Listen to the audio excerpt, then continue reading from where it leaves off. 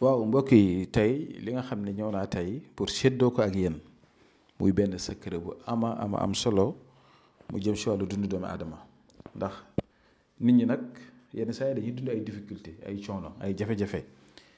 da ngay gis muy góor muy jigéen dama am problème bi dama am jafe-jafe bi parfois ñu wax la si seen wàllu sëy parfois ñu wax la seen wàllu diggante parfois ñu wax la seen wàllu am-am wala seen wàllu ut wala seen wàllu yaram. kon comme loolu daf ñuy faral di dal ñun ñëpp te dañoo toll si jamono joo xam ne kenn xamut te dañ naan nit ki bu la jaralee muy jug di def si yow coono boobu mu koy jaral ak yittey yow na la ko jaral yow nga jóg sa bopp ba defar sa bopp ba kenn du mën si yow dara.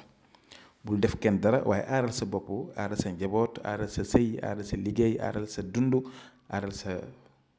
lépp loo xam ne yàlla dénk na la ko. moo tax tey ma fas yéene ñëw jox leen benn secret bu am solo ngeen bañ koo négliger nag ngeen def ko ndaxte jàmm rek la leen di indil lii di cat ak làmmeñ ak bët ak def ak yooyu moo gaar nit ñi moo tax nit ñi mënuñoo am dara nit ñi mënuñoo nekk si jàmm nit ñi mënuñoo dund bi nga xam ne ñu ngi koy soxla seen jëmm di ko def. kon dee leen muslu dee leen ñaanlu seen bopp ndaxte kaaraange mu jiitu si lépp. kon loolu dinaa si ñëw gën koo yaatal waaye ñi nga xam ne ñu ngi bëgg a def istixaar bëgg a seetlu seen mbir wala si wàllu diggante wala si wàllu biddiw ba xam est-ce que ki ngay bëggante seen biddiw ànd na wala déet bi ngeen ñu wooyee wala ngeen yónnee ñu message si whatsapp bi si 76 605 63 19 dinañ leen ko xoolee incha allah. kon li njëkk li mooy da ngay ut chaque guddi balaa ngay tëdd lii nag bu la neexee boo ko defee ba ay jëmmi jamono mën nga ko arrêté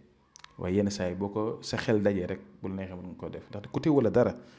laaj yi ñu ngi si kër yi bëri fi da ngay ut benn doomi laaj nga def ko si ànd cuuraay bi wala sa diffuseur bi nga xam ne mooy fi ñuy def lu ñuy branché loolu tam mën nga ko see def war genre ànd cuuraay yooyu noonu nga di taal benn rek ngay jël taal sa guddi balaa nga tëdd dégg nga mu kii si néeg bi yëpp wala si appartement bi wala si kër gi yëpp loolu moom beneen mbir la du ma sax wax yéen bu ngeen ko defee da ngay gis seen bopp ndax ay mbir yu yomb la yoo xam ne ku ne mën na koo def jarul ngeen di sonn di dem fu ne lii mën ngeen koo defal seen bopp taal benn laaj sa kër yomb nag ku ne mën na koo def. beneen ba mooy loolu nag chaque jour la beneen ba mooy da ngay ut benn doomi këriñ ak benn laaj nga def ko si benn tissu bu weex su ko defee tissu boobu noonu boo ko jëlee nga takk ko ba pare da nga koy fexe di ko takk sa buntu néeg wala sa buntu kër wala sa buntu appartement bu dee am nga oto tam wala dara wala sa place mën nga di ko fa def ndaxte loolu tànk mi ngi fa rek muy moo xam nitu guddi la moo xam kuy def lu bon la moo xam ku lay yéen lu bon moo xam ku lay pexeel sax du la atteindre nga jël doomi laaj di nga def sa suufu njëgënaay di fanaan ak moom tam doo gént yenn gént yi bizarre yi te nit du la wër si guddi googu noonu ba jàpp la ndaxte ñu bëri si guddi la leen di téye moo xam nitu kurus yi wala ñuy jëfandikoo xaram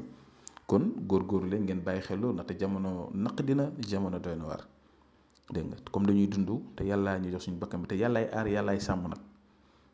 nañ wekk lépp si moom waaye itam nañ ci góorgóorlu di ñaanloo itam suñu bopp kon yàlla na yàlla aar ñu sàmm ñu ñëpp si zaahir ak si baatin defal ñu ko defal ko suñu njaboot kon ñu ngi yem fi ba suba jàmm asalaamaaleykum wa rahmatulah wa barakaatuhu.